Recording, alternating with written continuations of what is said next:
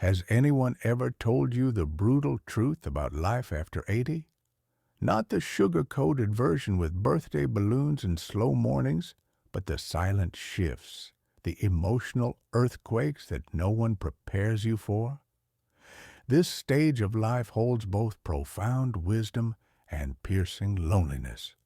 It brings peace, yes, but also the quiet ache of being forgotten, of watching the world move on without you. If you're not ready for what's coming, it can catch you off guard, leaving you wondering, why didn't anyone warn me? In this video, we'll uncover 5 brutal realities of life after 80. Not to scare you, not to depress you, but to empower you. Because once you see it coming, it no longer owns you. You can prepare for it. You can face it with strength, not shock.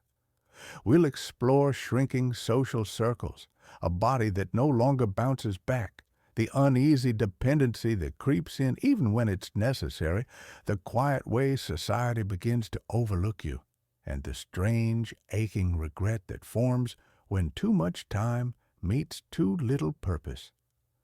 Stay with us to the end. Some truths may weigh heavy, but within them lies a key: acceptance, resilience, and the power to shape your final chapter with dignity, clarity, and self-defined worth. Let's talk about what really happens after 80 and how to meet it with open eyes, steady hands, and a head held high. 1. A social circle that quietly disappears. After 81 of the first and most unexpected shifts is not physical, it's social.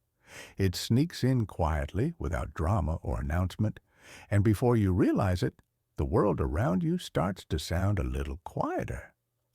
Friends who once called weekly now call monthly. Neighbors you used to wave to from the porch have moved or passed. Family visits grow shorter, more rushed, and not always as present as they used to be. It's not because people stop caring. It's just that life for them keeps moving forward at a pace that begins to feel out of sync with your own. This experience can be jarring. You might wake up one morning and realize the phone hasn't rung in days. The coffee shop where you used to see familiar faces now feels foreign. You feel like a guest in your own community, and the silence that once brought peace now feels a little too long after dinner. This isn't about loneliness in the way people often describe it. It's deeper. It's the quiet ache of being gradually forgotten, even when you haven't gone anywhere. But here's the truth. Most don't say out loud. This happens to many of us, and it doesn't mean you've lost your worth. In fact, realizing this change is the first step in reclaiming your connection on your own terms. You can still build meaningful relationships. You can still be the one who reaches out, who starts the conversation, who makes the call. It might feel unfair that the world no longer comes to you, but it's a profound act of strength to go toward the world anyway. There's a kind of courage that shows up after 80. The quiet kind. The kind that walks into a new room full of strangers and says, "I'm here." The kind that joins a local book club, signs up for a group walk, or starts writing letters again, even when no one wrote first. Yes, the social circle may shrink, but you still have the power to widen the circle in new, meaningful ways. Think about starting with just one connection a week. A short call, a handwritten card, a visit to the community center, not as a desperate attempt to fill silence, but as a deliberate choice to bring life into the spaces around you. Let me tell you about Walter, a man I once knew who was 84 years old. For years, he went to the same diner every morning. Everyone knew his name. But slowly, people stopped coming. His friends either passed away, moved, or stopped driving. One day he told me, "It's strange to sit in the same booth and feel like a stranger." But instead of disappearing, Walter began something new. He brought a crossword puzzle and a spare pen every morning, and soon curious eyes at nearby tables began asking him for clues. A few weeks later, someone joined him, then another. What started as silence turned into connection, not because it came to him, but because he reached out, even in the smallest way. If you're feeling the weight of a shrinking social world, know this: you're not alone. And more importantly, you're not powerless. The act of connecting at this age isn't about chasing the past. It's about creating a present that still has color, conversation, and meaning. You've lived long enough to know that love and community don't always come easy, but they're always worth reaching for. So today, ask yourself, who can I reach out to this week? What small step can I take to feel seen again? Whether it's an old friend, a new neighbor, or a group you've always thought about joining, it's never too late. Your voice, your presence, your story, they still matter. And by choosing connection, even when it's hard, you remind the world and yourself that you're still here, still living, still giving. That's not weakness. That's legacy in motion. 2, a body that doesn't bounce back like it used to. As you begin reaching outward again, taking those brave steps to reconnect, it's hard not to notice the second quiet truth of life after 80. Your body no longer bounces back the way it once did. After years of recovering from scrapes, colds, or even surgeries with little more than rest and time, now the body speaks louder. A small ache lingers. A dizzy spell takes more than a nap to shake. A simple fall can become a turning point. This isn't weakness. This is nature. But it still comes with grief. There's no alarm that goes off to warn you that your resilience is thinning. One day you bend over to tie your shoe and need a moment longer to stand up. Another day you realize that walking to the mailbox leaves you winded. These changes aren't always dramatic. They sneak in quietly, just like the fading of your social circle, and when they do, they can feel like betrayals. You've trusted your body for decades. It's carried you through work, family, love, and hardship, but now, even with the right diet, enough sleep, and gentle movement, it sometimes feels like your body is making decisions without you. That shift can be terrifying. It can also be deeply humbling. Suddenly, the smallest injuries demand attention. Recovery takes weeks instead of days, and you start to fear the next fall, the next cold, the next doctor's visit. But here's where we reclaim the power, by choosing to honor our energy rather than resent our limits. Because the body may not bounce, but it can still move with grace, with caution, and with care. Let me share a story about Gloria, 81, who lived just down the street from me. She was sharp as a tack, moved with a steady rhythm, and found joy in gardening every morning. One afternoon, while trimming her roses, she lost her balance and fell. It wasn't the injury that changed her. It was the recovery. What she thought would be a few days of rest turned into months of reduced strength.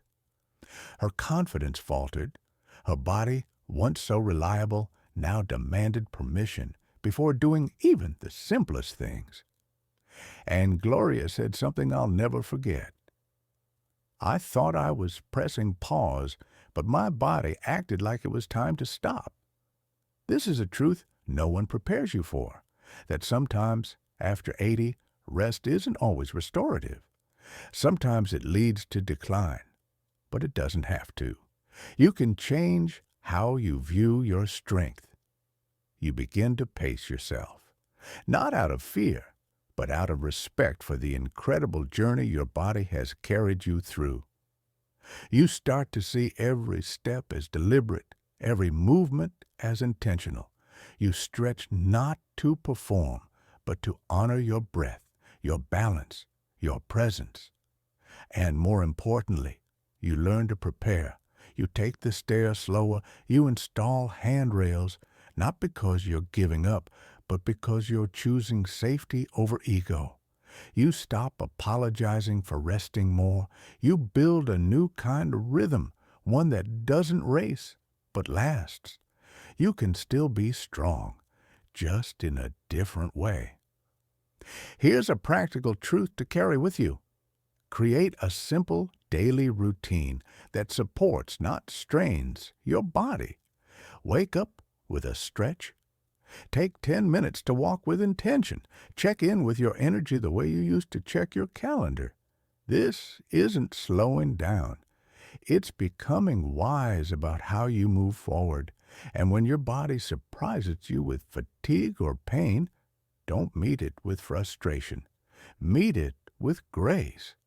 Whisper to it, I'm still here. I'm listening. You've earned the right to move at your own pace. And when you treat your body like an ally rather than an enemy, something beautiful happens. You find strength not in resistance but in adaptation. Because even if the bounce is gone, the will to keep going, that's yours. That's your power. That's your victory. 3. The growing need for help and the courage to accept it. As you begin to treat your body with more respect and less resistance, a new challenge quietly emerges, one that touches not your joints or muscles, but something far more delicate, your sense of independence. It starts subtly. You notice you're avoiding the higher shelves in the kitchen. You find yourself gripping the handrail a little tighter on the stairs. Maybe you hesitate before getting behind the wheel on a rainy day. And though part of you insists, I've got this, another quieter voice whispers, maybe not like I used to. This is where many older adults find themselves caught between pride and practicality. For decades, you've been the one who helped others. You raised children, repaired what was broken, carried the groceries, fixed the light. Bulbs! You didn't just take care of yourself. You took care of everyone. So what happens now when the roles begin to shift? What happens when the helper becomes the one who needs a hand? For many, that transition is not just uncomfortable, it's painful. It can feel like losing control, like becoming a burden. And in that discomfort, we often try to hide the truth. We brush off our aches. We say, I'm fine, when we're not. We push through tasks even when our bodies plead for help. And what's worse, we feel guilty for needing what we so freely gave to others. But here's the truth that sets you free. Asking for help is not weakness. It's a sign of wisdom, of knowing what matters most is staying safe and well, not proving we can do it all. Let me tell you about Eugene. 85, a proud man who had survived war, raised 4 children, and built nearly everything in his home with his own 2 hands. He refused help for years, even after he slipped on his icy driveway one winter. He told no one, but his daughter noticed he wasn't quite the same. She began stopping by once a week just to bring groceries and stay for coffee. At first, Eugene resisted. I don't need help, he'd say. But after a few weeks, those visits became something more than practical. They became sacred. And one morning, he said something quietly profound. I didn't realize how heavy it was until someone helped me carry it. That's the shift. It's not about losing your independence. It's about protecting it. Because When you accept support, whether from family, a friend, or even a simple device like a grab bar or walking cane, you're actually making it more possible to live life on your own terms for longer. Help doesn't take away your dignity. It preserves it. And more than that, it preserves your energy for the things that truly matter. So how do you move forward? You start by rethinking what strength looks like. Strength isn't in carrying all the groceries alone. It's in asking someone to walk beside you. Strength is having the courage to say, I could use a hand without shame or apology. Strength is realizing that your safety, your comfort, your well-being are not luxuries. They are your rights. And small changes, like sitting to put on your shoes, using a walker for longer walks, or scheduling regular help, are not signs of defeat. They are signs of care. This week, take one simple step. Look around your home. What small thing could make your day easier or safer? Could it be moving the dishes to a lower shelf, asking a neighbor to carry in heavy bags? Let that small act be a declaration, not of frailty, but of wisdom. Because living well after 80 isn't about stubborn independence. It's about graceful interdependence. It's about understanding that allowing others to help us doesn't diminish who we are. It strengthens the life we've built. You've carried so much, and now it's okay to let someone else carry a little of it with you. You are not a burden. You are a blessing, and you deserve to live these years with the support, comfort, and care you so freely gave to others. This is not the end of independence. It's the beginning of a more meaningful, more connected kind, one rooted in love, trust, and the quiet bravery of letting others show up for you. 4. When the world starts to look through you, after learning to accept help with grace, you might think the hardest part is behind you. But there's another shift that creeps in even more quietly. It's not about the body or mobility, and it doesn't show up in medical charts or care routines. It shows up in glances that pass over you, in conversations you're left out of, in the way the world, little by little, stops truly seeing you. And perhaps the most painful part is that it doesn't happen with cruelty. It happens with indifference. At first, it's small. The cashier speaks to the person behind you before finishing your transaction. The doctor explains your condition to your adult child while you sit silently a few feet away. The server at a restaurant assumes you can't read the menu or make your own decision. These moments may not seem like much on the surface, but they land deep. Because no matter how old we are, the need to be acknowledged, to be heard, to be respected, it never fades. And when it's denied, even subtly, it stings. You begin to wonder, do I still matter? Does anyone really see me anymore? This sense of invisibility can be one of the most unexpected and painful aspects of growing older, especially when you've lived a full, rich life, raising families, building careers, navigating storms, surviving loss. You've earned your seat at every table. You've earned the right to be heard, and yet, too often, society overlooks the elderly, treating age as a limitation rather than a library of wisdom.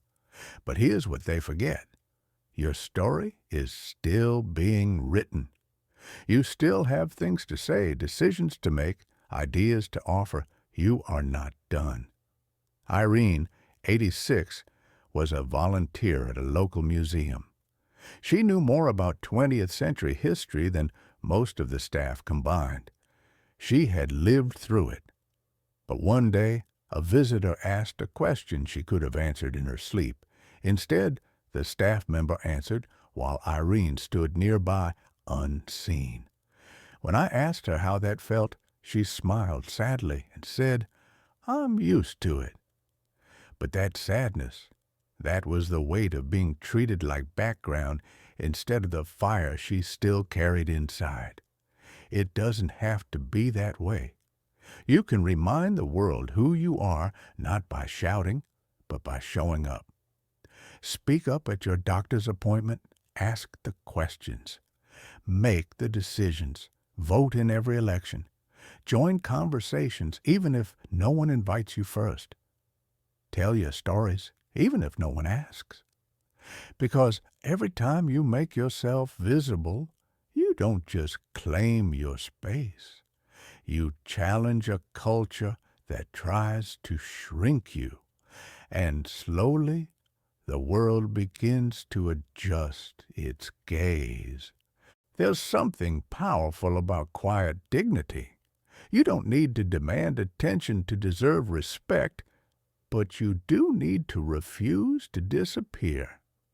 Whether it's by sharing your experiences at a community event, mentoring someone younger, or simply making eye contact and holding your ground, your presence is a gift, one the world desperately needs, especially now when wisdom is too often drowned out by noise.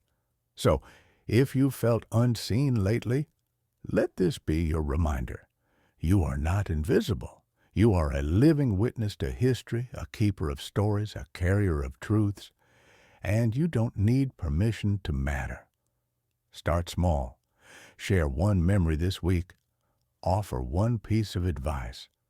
Speak up once when you feel overlooked. Each act is a thread, reweaving your visibility, your dignity, your rightful place in the world. Growing older doesn't mean fading out. It means burning with a quieter, deeper light. And even if others sometimes forget that, you don't have to. You can remind them one brave word at a time, because you've never stopped being valuable. You've just started being underestimated. And there is no better time than now to prove that wrong. 5. Redefining purpose to keep regret away. Once you've reclaimed your visibility, once you've reminded the world and yourself that your presence still matters, there's one final frontier that quietly emerges in this stage of life: the search for purpose. After the meetings are done, the children are grown, the calendar is no longer full, and the world seems to have turned its attention elsewhere, a silence settles in, not just in your home, but within you. And in that silence, if you're not careful, regret can start to whisper. It's not the kind of regret that screams. It's the soft ache of, "I wish I had." It shows up in quiet afternoons when the house feels too still, in moments when your hands feel restless, your mind too sharp to sit idle, your heart still eager to give but unsure where. You may begin to wonder, have I done enough? Am I still needed? What now? These questions don't make you weak. They make you human. Because deep down, we all long to matter. And when purpose becomes blurry, even the strongest souls can feel lost. But here's what most people don't realize. Purpose doesn't retire when you do. It doesn't vanish with age. It evolves. Maybe you're no longer running a business or raising children, but that doesn't mean your days have no meaning. You still have something powerful to offer: your presence, your wisdom, your attention, your compassion. These are currencies that never lose their value. Take Stanley, 88, a former high school teacher who spent over 4 decades shaping young minds. After retirement, he enjoyed the rest at first, but over time, he confessed something many feel, but few say out loud. "I don't think anyone needs me anymore." But the truth was, Stanley had simply not yet discovered the new shape of his purpose. When his great-grandson started struggling in school, Stanley began tutoring him once a week. Those sessions didn't just help the boy, they reignited something in Stanley, a sense that his knowledge still had weight, that his voice still had power. You see, purpose after 80 doesn't have to be grand. It doesn't require an audience or applause. Sometimes it's in the smile you give a lonely neighbor, the patience you offer a caregiver, the story you share that brings clarity to a younger soul. Purpose now is not about productivity, it's about presence. And presence, when given with intention, becomes a powerful gift. So how do you find your purpose again? Start by asking, what lights me up? Who could benefit from what I've lived through? What brings me peace, not just distraction, but true fulfillment? Maybe it's sharing your memories through writing. Maybe it's teaching someone a craft. Maybe it's simply calling a friend every week and really listening. Every small act of service, every moment of connection, every time you offer love instead of silence, you are living your purpose. Regret only takes root in empty soil. When your life is filled with intentional moments, regret has no room to grow, and it's never too late to start again. Not with your body, or your career, or your past, but with your presence, with the way you choose to show up today. Even if it's slower, quieter, or smaller than before, what matters is that you show up. So let this be your reminder. Your best work might not be behind you. It might be right now, in the simple, sacred way you live these years, with love, curiosity, and the quiet courage to begin again. The world may not always ask for your wisdom, but that doesn't mean it doesn't need it. Share it anyway. Give it freely and watch as your days begin to feel full again. Not because you filled a schedule, but because you filled a heart. Maybe even your own. That is purpose. That is legacy. And that is a life still deeply worth living. 6. Choosing this chapter with intention. Now that you've begun to rediscover your purpose, not as something you chase, but something you embody, you might start to notice something extraordinary, a quiet power returning to your life. Not the kind you once associated with success, speed, or achievement, but a deeper, more intentional kind. The power to choose how this final chapter is written. Because here's a truth most people overlook. After 80, life isn't over. In many ways, it's distilled. What remains carries more weight, more truth, more meaning than ever before, and you still get to choose what to do with it. Every decision, no matter how small, becomes an act of self-respect. You choose who you spend your time with.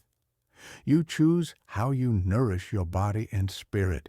You choose what you let go of and what you hold on to. You choose whether you greet the day with resignation or with a quiet kind of gratitude. This chapter may be slower, but that doesn't make it less valuable. In fact, its slowness is what makes it sacred. There is wisdom in the pause. There is healing in the stillness. And if you've been carrying regrets, let this be the chapter where you put them down. You've done what you could with what you had. You've made mistakes, yes, but you've also made progress. You've hurt and been hurt, but you've also loved. You've lost, but you've survived. That survival in itself is proof that you are strong. And now, instead of dwelling on what didn't happen, you get to focus on what still can. Think about this.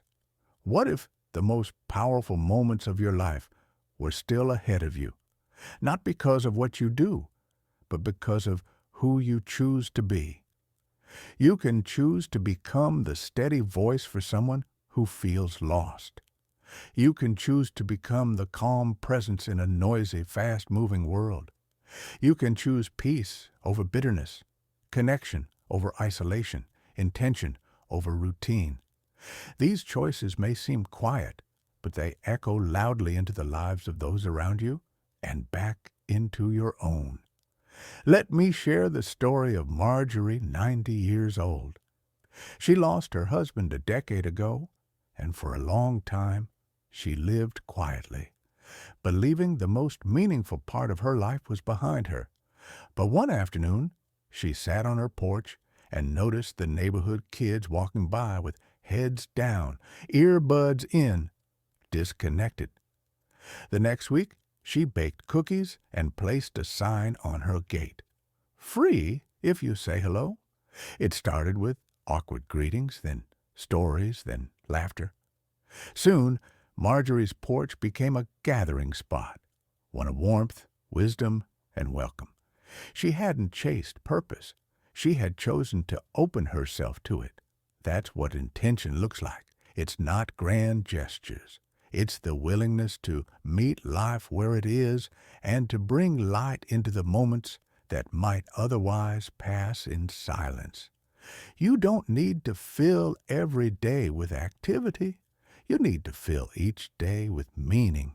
That meaning can come from reflection, from kindness, from a sense of calm that younger generations crave but rarely find. You become that anchor, not by force, but by presence. So ask yourself now, how do I want this chapter to feel? What energy do I want to wake up with?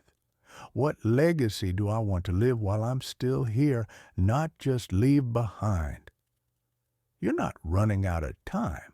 You're standing in a space where every hour is more precious than gold. And what you do with that time is entirely up to you. This is your chapter. It's not written by your aches or your past, or even by what others expect. It's written by your courage to choose. Choose connection. Choose grace. Choose curiosity. Choose healing. Choose to live, not just exist, because the most powerful ending is the one you craft with love, presence, and full awareness that you, yes, even now, are still becoming. Reaching your 80s isn't the end of your story. It's the beginning of the most meaningful chapter yet. Yes, life changes. Circles grow smaller. The body slows. Help becomes necessary. The world may overlook you, and old regrets may stir in the quiet, but none of that means your light has dimmed. In fact, this is when it shines with the most clarity, because now every word you speak, every choice you make, every act of kindness or courage carries decades of wisdom behind it. You've earned the right to live this chapter on purpose, not just out of habit. So let the world rush by. You know better now. Slow down. Choose intentionally. Love more deeply. And remember, you are not forgotten. You are not finished. You are the soul of the story still unfolding, and your presence matters more than ever.